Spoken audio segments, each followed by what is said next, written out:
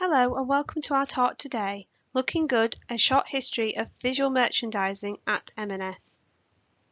We'll be looking at how we've dressed our stores and windows, how we've displayed our merchandise, and how we've promoted products to customers. We'll also take a look at developments in store layout and how we've made shopping easier for customers.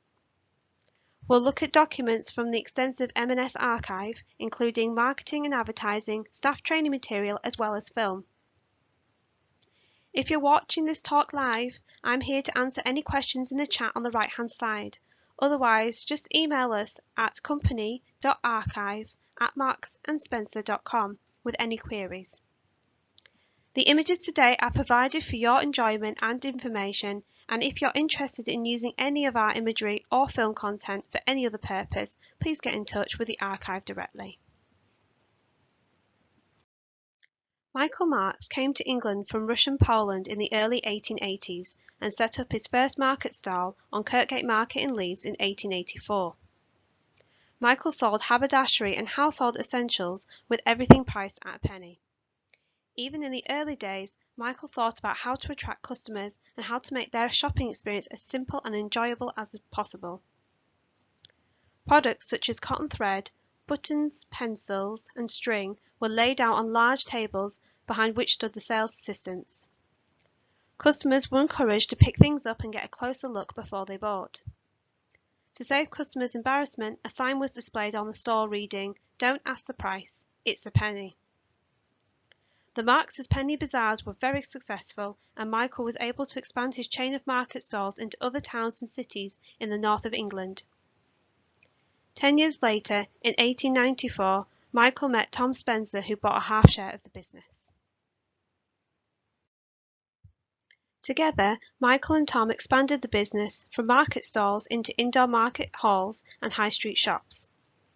The pair continued with Michael's original concept of clearly laying out goods for customers to handle. By now, the range of products had increased, though we still sold a penny range.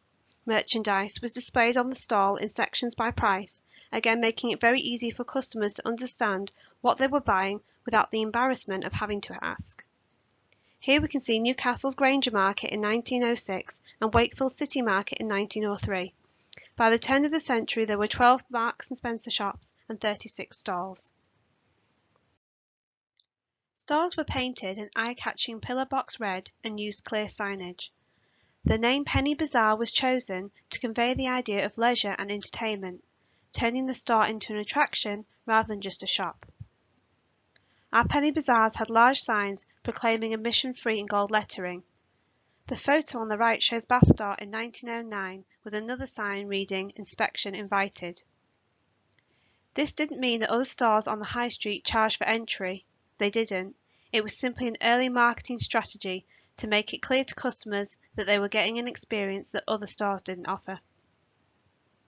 The photo on the left shows Manchester Oldham Street store around 1905, again with the emission-free sign displayed, as well as an enticing "Great Bargain" sign. Who could resist?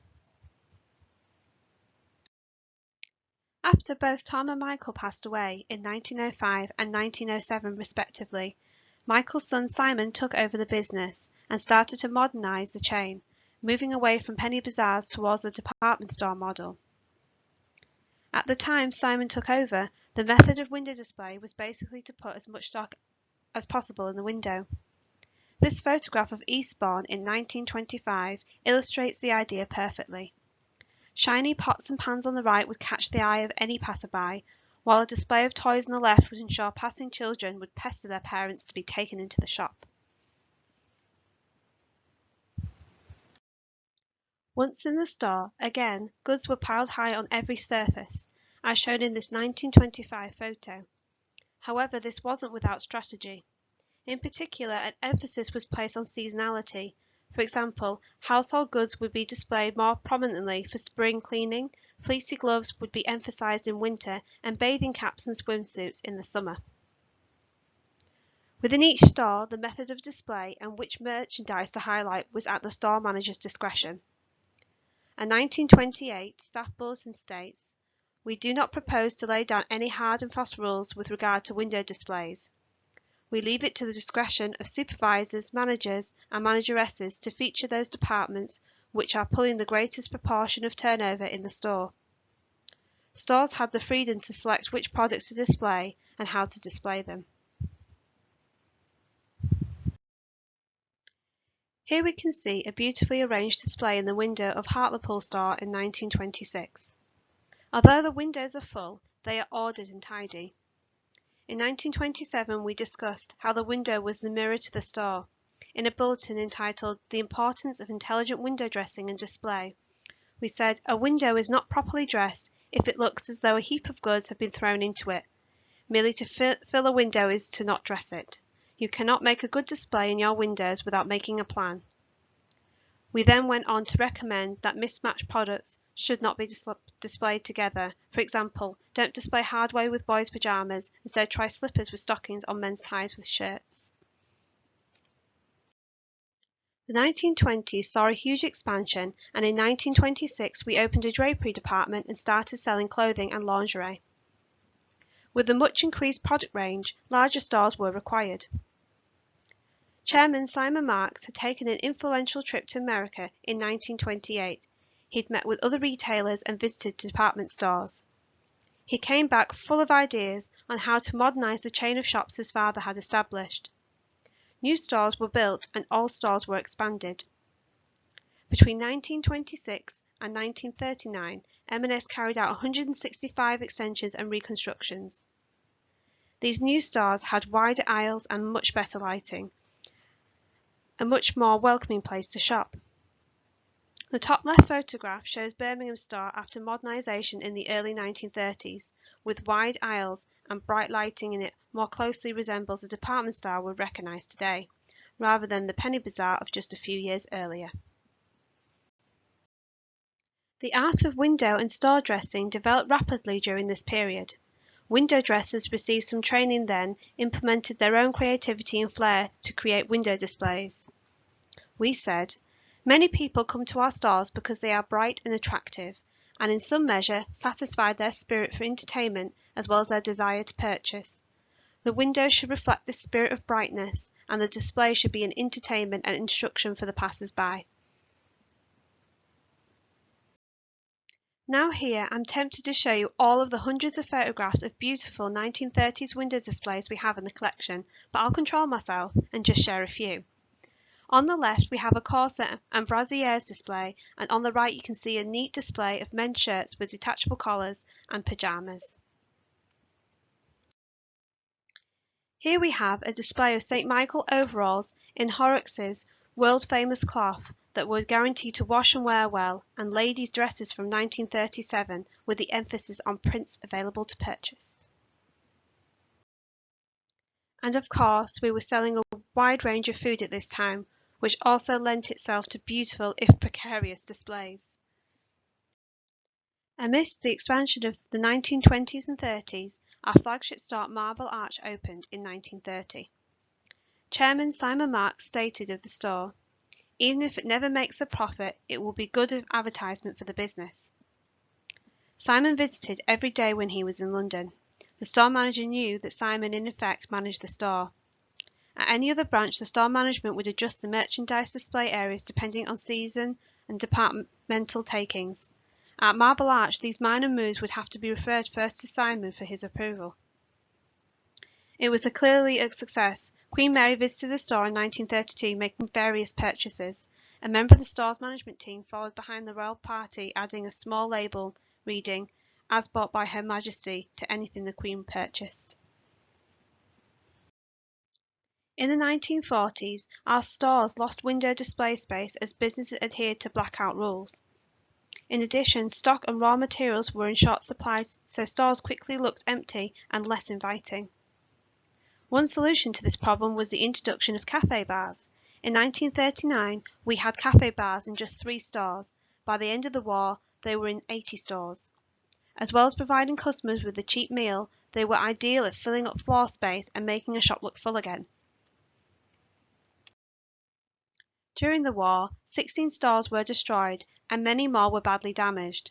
In order to keep trading, we opened temporary stores as quickly as possible. When Plymouth Store was destroyed in 1941, we moved into the city's pannier market, essentially going back to our roots. This photo shows that we weren't the only ones to move into this space. Other businesses, including Boots, Dulcis and the Drapers Costas, were all given space in the market. When Sheffield Store was destroyed, we moved into the nearby Lansdowne Cinema. The building had its own specific set of problems. We had to build special counters to counteract the sloping floor, as seen in this photograph. Dress racks had to be screwed onto blocks of wood at one end to prevent them rolling away. Other stores had to work around temporary premises, including Coventry, which was moved into a disused garage, while Birmingham Store operated from YMCA huts erected on the site of the destroyed store, all no doubt creating their own unique problems when it came to displaying merchandise. Staff training in visual merchandise continued after the war. This display manual from April 1948 states, "Few things have changed more during our lifetime than the practice of display, and in this process the profession has gained prestige and is recognized as a new type of industrial art." Display manuals gave tips on how to create arrangements and scenes, colors that worked together, design and grouping. In 1946, we advertised store jobs in a leaflet entitled "A Girl's Future," including a section on window dressing school. We said, "The sales assistant with a good eye for display qualifies as a window dresser." After the Second World War, M&S began a store development program with common design elements to make sure stores were standardized and easy to recognize on the high street. Dark wood paneling was replaced by a lighter, more open plan approach with light floors, more lighting, and more hanging space to display clothing. Of these new stores, Simon Marks said, "We are building a fairy tale on the high street." The photograph on the right shows Brixton Store in 1955. The store was built into the railway bridge. Staff creating displays here had to work around the arches, though I think they do fit in with the elegant fresh new look of the 1950 stores. Window dressers and floor supervisors were encouraged to work together to create window, counter and rack displays. Window dressers were also encouraged to share knowledge with other staff. In 1952 we said, "Be ready to discuss elementary principles of display and colour blending with anyone who shows interest. The more display-minded people there are in store, the better." We had our own dedicated internal supplement, the Display Digest, that instructed our store dressers on how to display items, including inspiration-led displays and how price signage should be displayed, creating more coherency across stores. After the war, M&S undertook research into synthetic fabrics. These new easy care, easy wear fabrics were intended to ease the housewife's daily burden.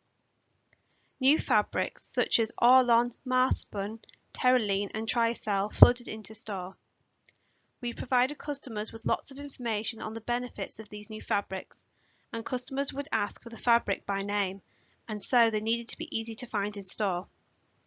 Much of the shop floor would be laid out by garment type and then fabric. Shop signage displayed the name of the fabric as well as the price. Here we can see Marspun dresses on the left and Orlon cardigans on the right.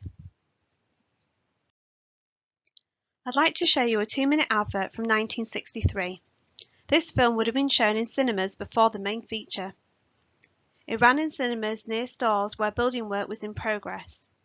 As you'll see, the information we give customers is interesting, as well as talking about our improved layout and the ease of shopping in store. There seems to be a lot of emphasis on the amount of doors in the new building.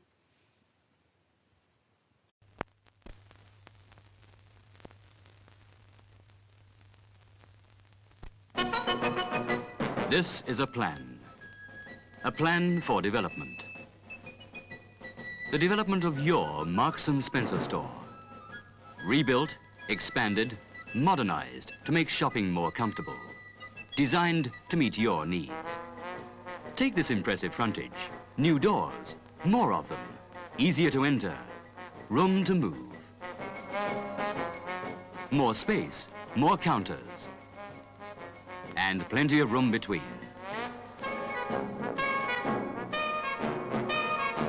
All to give you an even wider choice of St. Michael goods.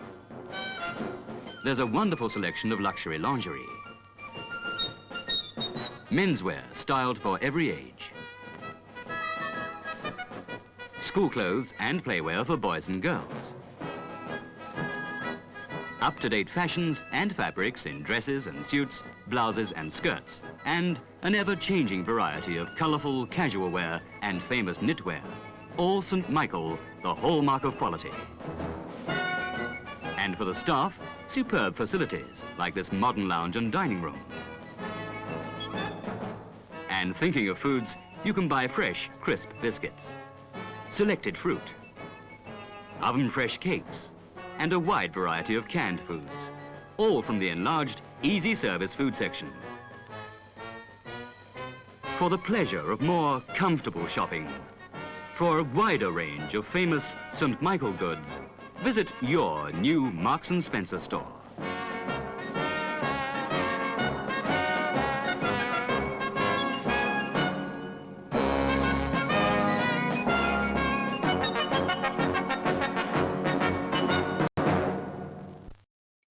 As well as thinking about product display and store layout, we must also look at staff and the role they played in the look and feel of the store. The appearance of staff has always been considered as important as the look of the merchandise.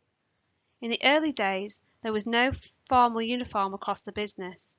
Individual store managers would ensure that sales assistants wore, for example, a black dress or a white collar. The photo on the left shows lead store staff circa 1900. It's possible that those wearing a lighter necktie may have had a different role to the other staff. In 1929, staff were still wearing slightly mismatched uniforms, as shown in this photograph of Darlington staff. However, although uniform may have differed, the personal appearance of staff was important. This excerpt from a 1927 staff bulletin gives the store manager tips for increasing sales on the confectionery department, one of which is types of assistant. We said, clean, healthy-looking girls were required for this counter. They should be given facilities for keeping their hands clean and their nails manicured. Nothing puts a customer off so much as to be served sweets by an untidy-looking girl. By the 1940s, there was a standardised uniform across stores. This 1950s leaflet, issued to sales assistants, gave advice on how to dress for the job. Staff were encouraged to make regular repairs to their uniform, keep fingernails short, and brush away any face powder from the collar of their dress. In this 1971 guide to display, we noted, when you dress a window, passers-by notice you just as much as the merchandise. You owe it to yourself and the company to look your best. A neat hairstyle, light makeup, cared for hands and nails make you as attractive as the merchandise you are displaying. Back to the merchandise now. The 1960s, of course, saw huge cultural and social change, and the introduction of exciting new fashions. At the start of this period, marketing and display campaigns continued to be themed around a single product. The image in the top left shows a window display from 1964 of men's woolen jumpers in the Birmingham store as an example.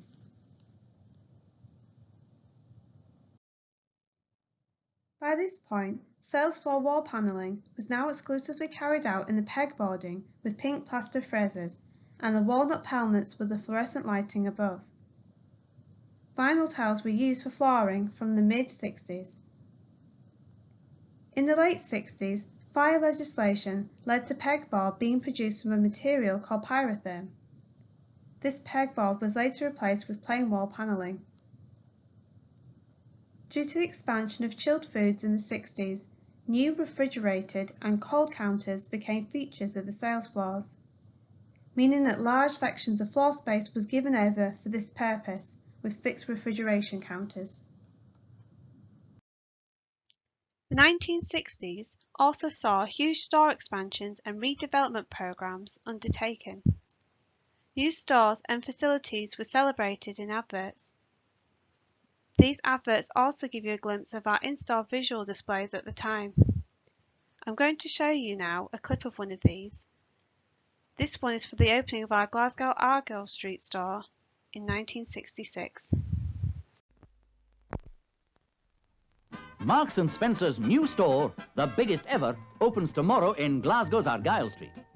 For famous summer fashions, menswear and foods. All St. Michael, all top quality, top value. 2 spacious sales floors with 6 escalators and staircases. Child's wear, teenage clothes, luxury lingerie. Yes, the full St. Michael range at the new and biggest ever Marks & Spencer, Argyle Street, Glasgow. Opens tomorrow.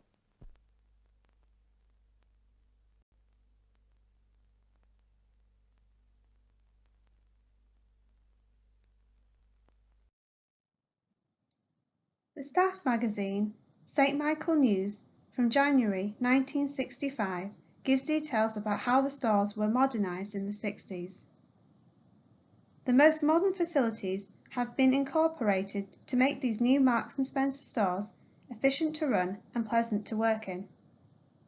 Improvements have included escalators serving sales floors, entirely new ventilating systems, improved store lighting, and better layout of departments for easier shopping, all designed for greater customer comfort. The magazine also gives an insight into the development of a new approach to window displays.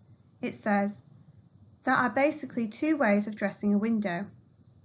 Merchandise can be placed on stands, or it can be suspended from the ceiling.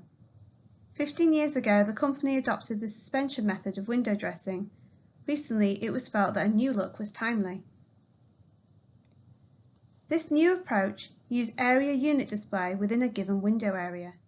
This used cords coming up from a floor panel that formed the spine of the display on which merchandise was arranged. Fewer garments were used in the window display, but each were shown to greater advantage. This approach gave greater flexibility as the windows took less time to dress and there was less chance garments could be damaged or soiled whilst on display. I'd like to share another excerpt from a film with you. This documentary film was made in 1964 for a Swedish audience. It begins by trying to answer the question of why M&S is so popular, and then goes on to discuss the reasons for this popularity.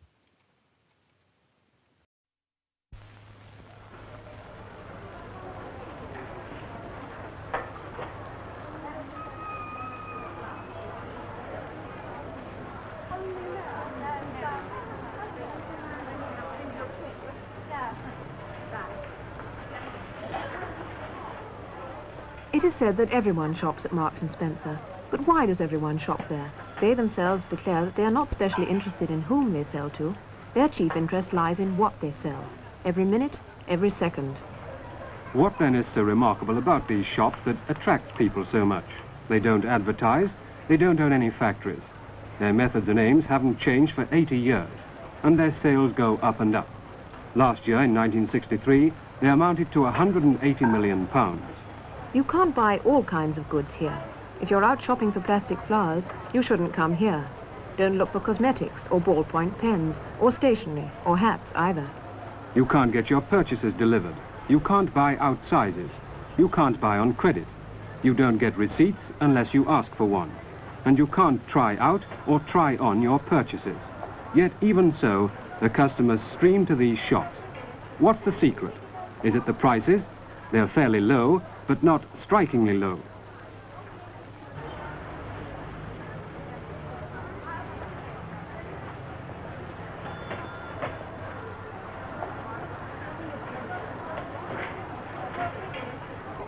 Marks & Spencer's carry on business from Aberdeen in the north to Falmouth in the south of Great Britain. All in all, 239 shops. In London, there are about 70 of them. The exterior of the premises are sober and not particularly eye-catching. With few exceptions, the shops are single-storied and to a great extent laid out in the same fashion. They can easily be recognized. The window dressing is simple. If you're speaking bluntly, you would call it poor. The costly window models have long been rationalized away. The layout is light and clean, but not particularly elegant. No, it can hardly be the exteriors or the window displays or the interiors that lure the customers. We shall now visit one of Marks and Spencer's shops in London, at Paddington. Boys' school. Would these stand up to hard washing, do you think? Yes, madam.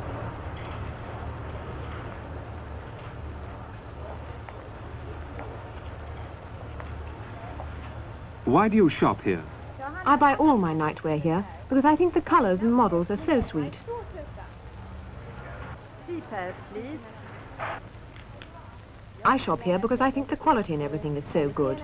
And the sizes fit me exactly, and their material is so nice and modern. Marks and Spencer's motto is quality and good service. An important principle is that the assortment is rigorously pruned down. It looks as though prices for children's clothes are considerably lower than in Sweden. The wares are displayed in a very conspicuous manner. The customers can help themselves to a fair extent. They can make their own choices. But here, self-service in our meaning of the word doesn't exist. For you can get whatever assistance you want whenever you need it. Mrs. Bird has a lot of shopping to do, but she doesn't have to carry around everything that she buys.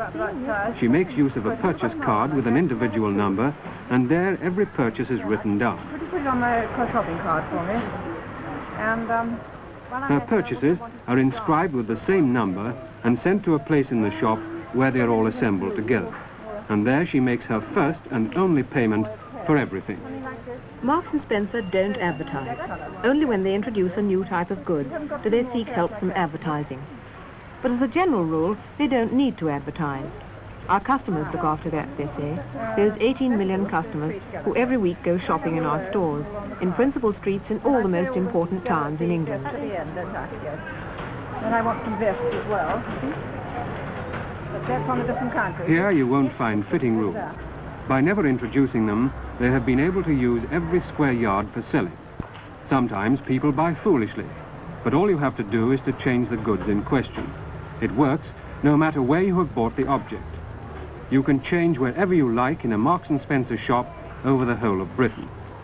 All goods are the same price everywhere. You can exchange for another number to another type of goods, or you can get your money back cash in hand. Good morning. I bought this skirt here the other day, and I'm afraid it's too short for me. We don't do a longer length. Is there anything else you'd like? No, I don't think so. Could I have a refund for my money back? Certainly, madam. Thanks. The shop assistant rings a bell and the supervisor comes hurrying and authorizes the refund or exchange.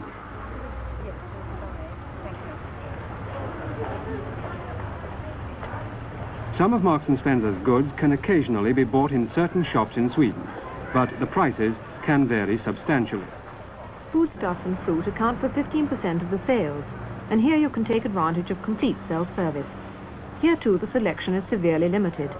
To a great extent they keep to tin foods and other goods that can be packed at the place of production with the aid of modern technique. Just now, after my visit, they have been debating the sale of fresh meat. Marks and Spencer consider that they can't rely on getting the qualities they desire, and so they completely refrain from selling, at least until a later date. The standard of hygiene is perfect, both here and also behind the scenes.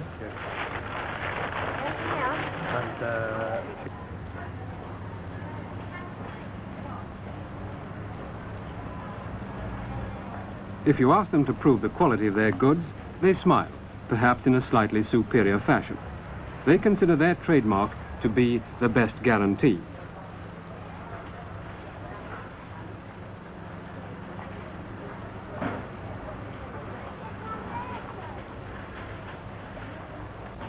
On these confectionery wares, there's a label which reads, "This should be consumed within so and so many hours from the time of purchase." Poultry, cakes and pastries with fresh cream and, for example, donuts never lie for more than a day in this store. Therefore, a fair amount of foodstuffs must be disposed of. An Israeli student who worked in the warehouse has related how amazed he was at the amount of consumable goods that had to be thrown away every day. Some of them are sold at greatly reduced prices to the staff.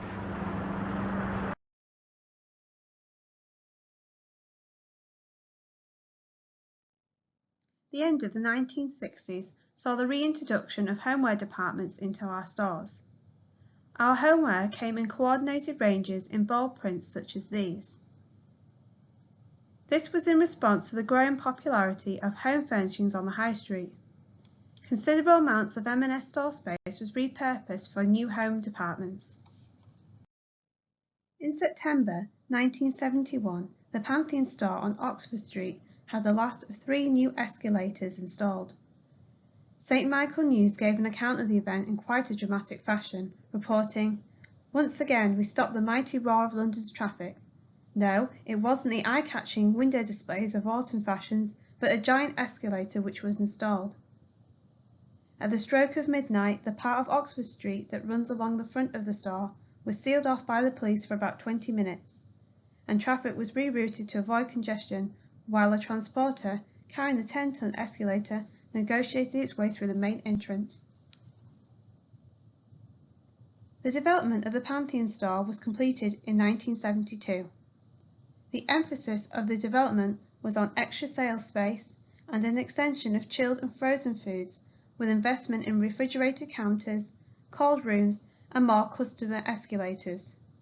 To put that into context, at this point there were 91 escalators in 50 stores. M&S prided itself on having more escalators between sale floors than any other retailer at this time. Principles for window display in the 1970s hadn't changed much since the 1930s and 40s. The principles of good layout and colour schemes remained the same. Window dressers had to think about issues like sufficient stock to back up the display, colours being grouped artistically, garments displayed at too cute an angle, overdressed windows, and changing the displays regularly, as merchandise looks tired after 2 weeks. Here we have guidance for window and store displays from 1971, and the grid shows a guide to colours that should and shouldn't be used as background for different types of display. The 1972 Marksman campaign was trialled in Perth store. An experimental campaign with bold colours and the tagline "For today's Marksman" targeted male customers directly for the first time. Despite sales being up during the trial period, the colours were considered too gimmicky and the campaign discontinued. Here we see some of our first mannequins that were introduced in 1983. By the early 1980s, store decor had not been maintained for several years, and stores looked drab and dreary with ugly brown carpets and low counters. Derek Granger, who was appointed in 1984, commissioned refurbishment of more than half the UK stores, and within 2 years all of them had a new look. Out went the brown and green of the 1970s, and in came pastel blues and pinks and light wood. The layout was opened out American style with wider walkways and better displays and lighting. The use of mannequins was extended in window and visual merchandise displays throughout the store, showing coordinated outfits and dress to convey lifestyle. The effect was dramatic and immediate. In one store, business doubled in a week when we changed the scene, but not the clothes, Rayner reported. In 2000, we developed the NVQ Level 2 in Visual Merchandising, known as VM, the first time VM had been recognised as a formal qualification. The number of visual managers in stores increased as VM became a core part of every retail area. By the 2000s, the variety of store types created challenges. How to style out-of-town superstores, high street stores and simply food stores. Different parts of the company created new ways of presenting product and introduced lifestyle shopping for customers. M&S Home designed the Life Store. Part of the display was a fully functioning newly built house, and M&S Food Hall design moved away from a supermarket feel to a more specialist retailer with deli counters and bakeries. In clothing, sub-brands took over and store layout was dominated by Peruna and Autograph, meaning customers had to potentially cover the whole store to find the item they wanted. In 2010, a report by management consultants McKinsey concluded that stores were too difficult to navigate. CEO Mark Bolland tested 30 colleagues, giving them an hour to find 5 items. Only 8 completed the task in time. VM teams in store today focus on hitting the sweet spot, targeting new customers without alienating our core customer. The business is well known by the core customer, who tends to be older, and less so by the younger, busy parents and families audiences. The emphasis is now on garments that can be worn by all ages but styled differently. Styling and store layout showcases outfits that can be tweaked by different age groups to suit. Additionally, our brands have been streamlined and language has changed to fit how people wear their clothes. For example, formal is no longer a section, instead it's smart casual. Stores are now less inspiration-led, meaning garments were grouped by occasion or theme, and more item-led, with products grouped by type, like denim, knitwear, coats, for example. These changes have resulted in a shopping environment that's easier to navigate for customers. And that brings us to the end of our talk today. I really hope you've enjoyed taking a look at a short history of visual merchandising at M&S. Do get in touch if you have any questions, and keep an eye out for more online events on our website, www.marksintime.marksandspencer.com.